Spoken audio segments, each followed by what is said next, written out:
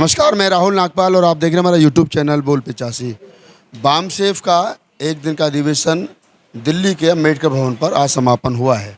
मेरे साथ बामसेफ के अध्यक्ष और एडवोकेट नितिन मेश्राम हैं, जो सुप्रीम कोर्ट के सीनियर लॉयर हैं। उनसे बातचीत करेंगे 40 साल के बामसेफ के इतिहास में, 45 साल के इतिहास में क्या उपलब्धि रही है। कल हमने वामन मेश्राम से बहुत तीखे सवाल किए थे।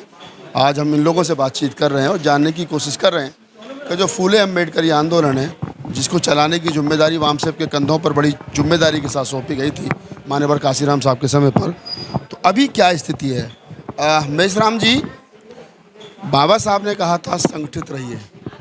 आज वामसेफ 7-8 दलों में बंट गया। भारतीय बौद्ध महासभा 7-8 दलों में बंट गई। समता सैनिक दल 7-8 दलों में बंट गया। रिपब्लिकन पार्टी ऑफ इंडिया 10-12 दलों में बंट गया।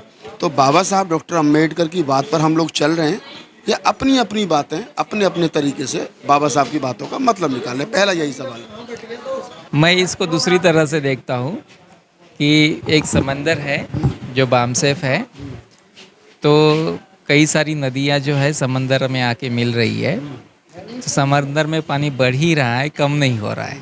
ठीक है, तो यदि बामसेफ के कई सारे संगठन है या फिर दूसरे अम्बेडकराइट ऑर्गेनाइजेशन के कई सारे संगठन हैं, तो उनसे काम रुका नहीं है, उनसे काम बढ़ रहा है और वो काम बढ़ते रहना चाहिए। इसीलिए लोगों को दिखता होगा कि कई सारे संगठन हैं, लेकिन संगठन एक है। जो कुछ लोगों को लगता है कि किसी एक व्यक्ति के नेतृत्व में काम करना है, तो उनके नेतृत्व में कर रहे हैं वो लोग, लेकिन ध्येय और उद्देश्य एक है। इसीलिए मैं उनको नदियों की तरह देखता हूँ जो समंदर में एक साथ मिल रही है। यस, झंडा, डंडा, एजेंडा एक है। चेहरा इस बैनर पर कुछ और हो सकते हैं, दूसरे पे कुछ और हो सकते हैं। आप यही कहीं ना कहीं एब्सोल्युटली मुझे यही कहना है। और ये जो है, क्योंकि कोई भी इवॉल्विंग सोसाइटी होती है, तो इवॉल्विंग सोसाइटी में बहुत डिफरेंसेस होते हैं। बहुजन समाज कोई बना बनाया समाज नहीं है, इसी ये प्रक्रिया में है। ठीक है, तो जब बहुजन समाज बन जाएगा तो आपको दिखाई देगा कि इस देश में एक संगठन और उसकी कई सारी नदियां हैं, लेकिन वो एक सारे संगठन के साथ में चल रहे हैं। जैसे आज भी हम लोग एक संगठन में चल रहे हैं, बामसेफ में ही चल रहे हैं, और कई सारी नदियां हैं। तो मुझे लगता है एक दिन वो सारी समंदर को ही मिलने वाली है। सारी समंदर को मिलने वाली हैं। एक झंडा, एक एजेंडा, एक डंडा। ये बात अलग है कि कुछ चेहरे अलग हो सकते हैं। मेरे साथ वामसेफ के इस ग्रुप के अध्यक्ष हैं कुमार काले जी, मेरे साथ हैं जो अध्यक्ष हैं। काले साहब 40 साल से ज़्यादा वामसेफ को बने हुए हो गए। एक समय पर जब वामसेफ मान्यवर साहब काशीराम ने बनाई और उनके साथियों ने बनाई, तो वो सामाजिक मूवमेंट चलाने के लिए बैनर तैयार किया गया था, प्लेटफॉर्म तैयार किया गया था। बाद में जब साहब काशीराम ने बसपा बना ली, तो उन्हीं के साथियों ने कहा आप राजनीतिक हो गए, तो आप बसपा के साथ चले जाइए, हम लोग वामसेफ को बना लेंगे। वर्तमान समय में मैं आपकी बात नहीं कर रहा हूँ, लेकिन और वामसेफ के बहुत सारे दड़े हैं जो राजनीतिक पार्टी भी चला रहे हैं और वामसेफ की कुर्सी को भी नहीं छोड़ना चाह रहे हैं। तो जो फॉर्मूला काशीराम साहब पर लागू होता था, वो वर्तमान समय के इन वामसेफ के अध्यक्षों पर लागू क्यों नहीं होता है?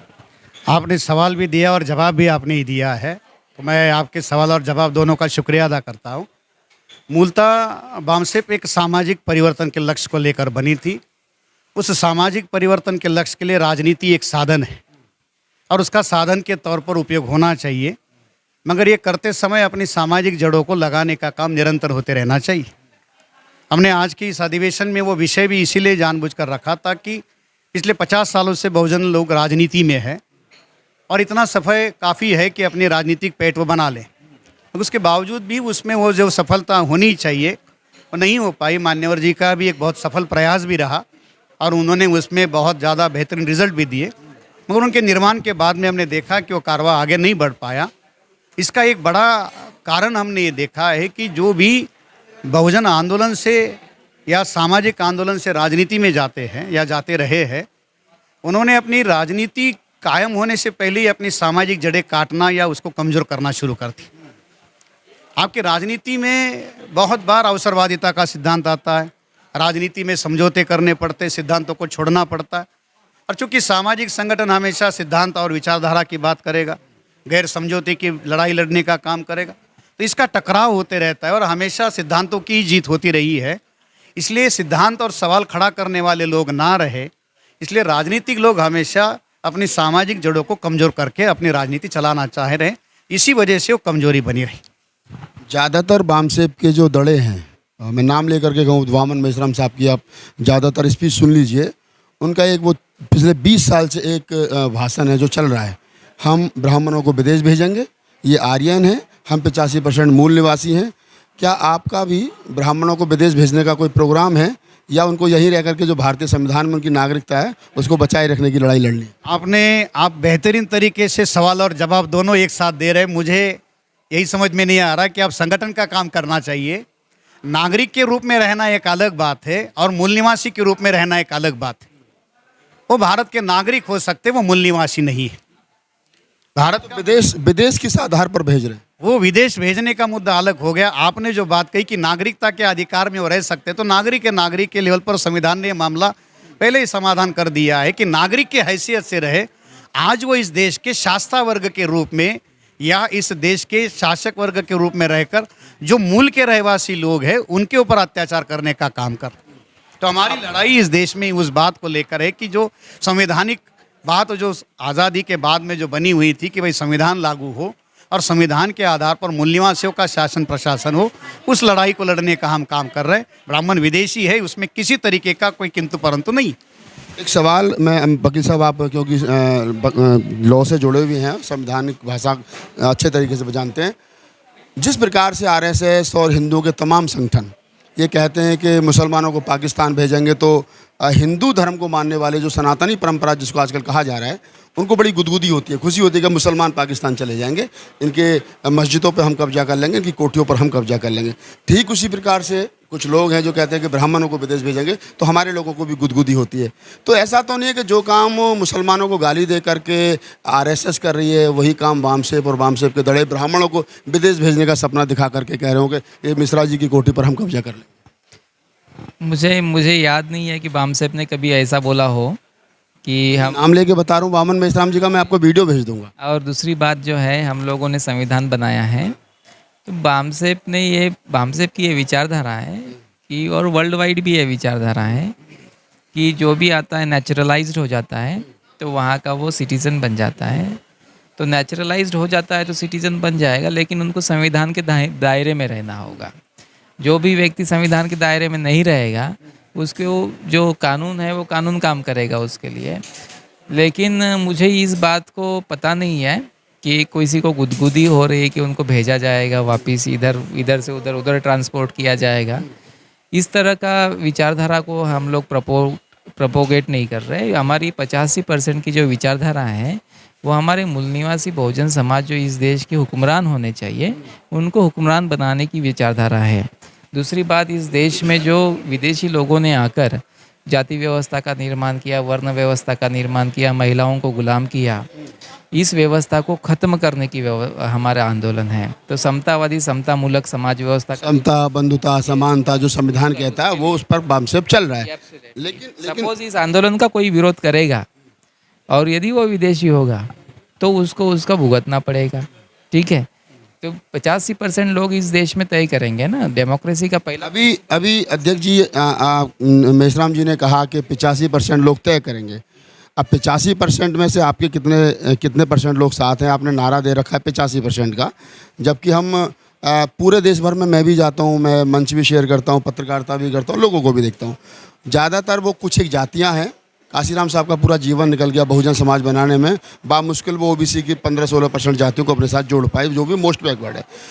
अधिकांश देखा गया है कि शेड्यूल कास्ट पर, शेड्यूल ट्राइब पर ओबीसी की जो अपर जातियाँ वही शोषण करती हैं, तो आप उनको शामिल करने की बात कर रहे हैं और वही शोषण कर रहे हैं। वो जो अत्याचार करने वाली जो जातियों की जो बात आपने कही या जिन जातियों को आज तक आंदोलन के साथ जोड़ा गया है, तो ये भारत में जातियों का जो स्ट्रक्चर है, ये जातियाँ जो पिछड़े वर्ग की जो ऊंची जातियाँ इन्होंने तो नहीं बनाई है। आज आप देखोगे तो आज इन्हीं पिछड़ी जातियों के ऊपर भी अत्याचार हो रहा है। उत्तर प्रदेश का आप उठा कर देख लीजिए या देश भर में, बिहार में आप उठा कर देखिए, यादवों के साथ हो रहा है, किसानों ने आंदोलन किया, जाटों के साथ हो रहा है, गुजर है, पटेल है, देश भर में जितनी भी अपर लेयर जो मंडल समीक्षण में जो एक्सक्लूड की हुई जातियाँ थी, आज उनके साथ में भी ये एट्रोसिटीज़ हो रही है। अब ये क्योंकि ये सिस्टम है और सिस्टम में जो ऊपर का जो तरीका है कि जो कास्ट सिस्टम इस तरीके से क्रमिक असमानता पर चलाई जाती, उसके आधार पर ये सारा बिहेवियर होता है। बाबा साहब अम्बेडकर ने अनिर्शन ऑफ कास्ट में इसको बहुत बेहतरीन तरीके से एक्सप्लेन किया है।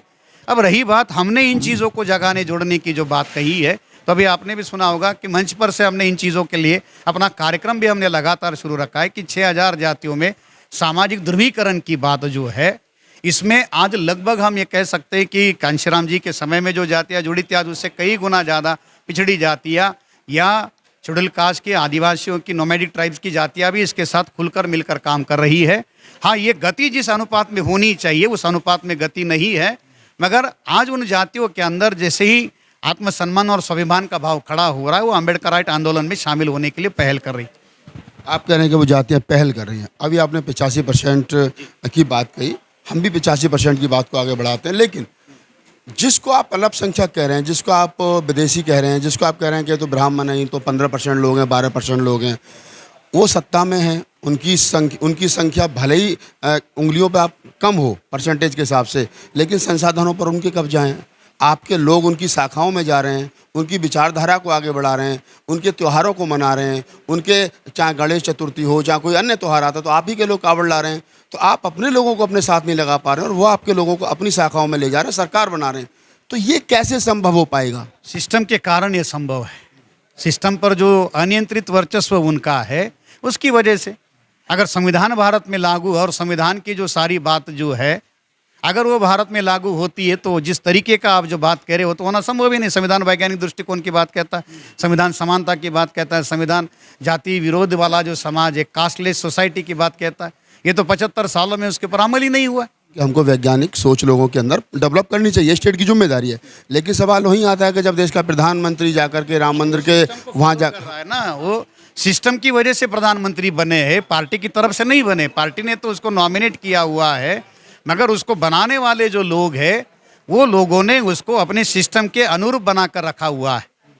जिस दिन वो सिस्टम के विरोध में बात कर देंगे वो शासित खत्म हो जाएगा। एक आखिरी सवाल ले लेते हैं। आरएसएस के देश भर में लाखों स्कूल चल रहे हैं, डिग्री कॉलेज चल रहे हैं, तमाम बड़े शिक्षा के क्षेत्र में वो बहुत तगड़ा, वो अपने बच्चों को बचपन से तैयार करते हैं। वाम से जिनसे इनकी लड़ाई है, वैचार की लड़ाई है, आज तक वाम से एक हमेशा सवाल होता है कि 40-45 साल में एक कोचिंग सेंटर तक आप तैयार नहीं कर पाए तो आपकी नस्लें कैसे तैयार होंगी?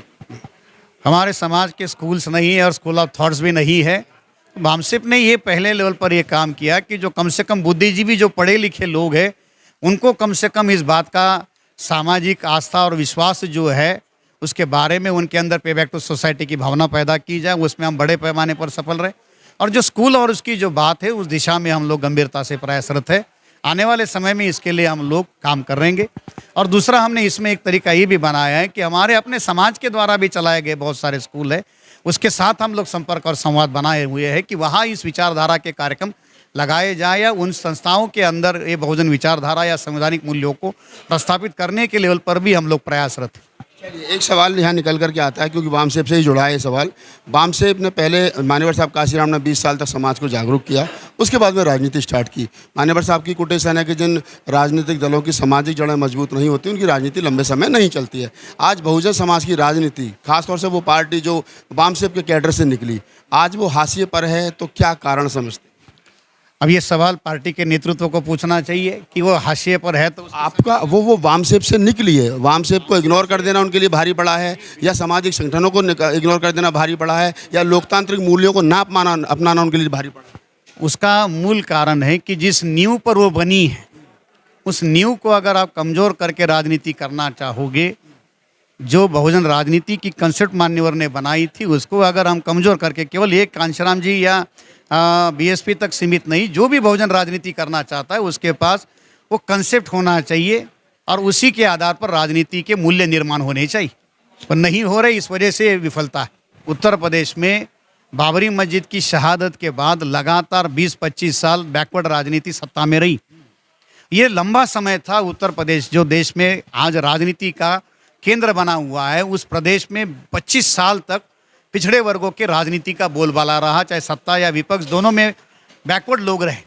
अब इतना समय होने के बाद में भी जो सोशल ट्रांसफॉर्मेशन उनको करना चाहिए था, अगर उस सत्ता का उपयोग वो सामाजिक एजेंडे को लागू करने में करते, उस अनुपात में, जिस अनुपात में मान्यवर ने जो बात चलाई थी, अगर वो हो गया होता तो उत्तर प्रदेश में आज ये जो 2017 के बाद जो हालात बने या देश में बने वो नहीं हो पाते। तो मैंने 2 सीनियर साथियों से बातचीत की। दोनों वामसेफ का जो उनका गुट है, वामसेफ सरकारी कर्मचारियों का, SC ST OBC सरकारी कर्मचारियों का संगठन है। तमाम साथी जानते हैं। कुछ एक चेहरा वामसेफ में बड़े हैं जिनको लोग नाम से जानते हैं। कुछ लोग ऐसे हैं जो ग्राउंड लेवल पर, ग्रास रूट पर काम कर रहे हैं। तो ये वही लोग हैं। आज इनका अम्बेडकर भवन, रानी झांसी रोड पर अधिवेशन था, तो मैंने बातचीत की और बातचीत में मेरा दर्द हमेशा से यही रहता है कि आखिरकार वामसेफ या बाबा साहब डॉक्टर अम्बेडकर द्वारा बनाए गए तमाम संगठन जिस स्टेज पर होने चाहिए तो वहाँ नहीं हैं। तो आखिर वजह क्या? मैं वजह ढूंढने की कोशिश कर रहा हूँ। मैंने कुछ सवाल किए, उन्होंने पूर्णतः उनके जवाब दिए मुखर होकर के। आगे हम फिर किसी ऐसे ही फूले अम्बेडकर आंदोलन के व्यक्ति से बात करेंगे। तब तक देखते रहिए आप हमारा चैनल बोल 50।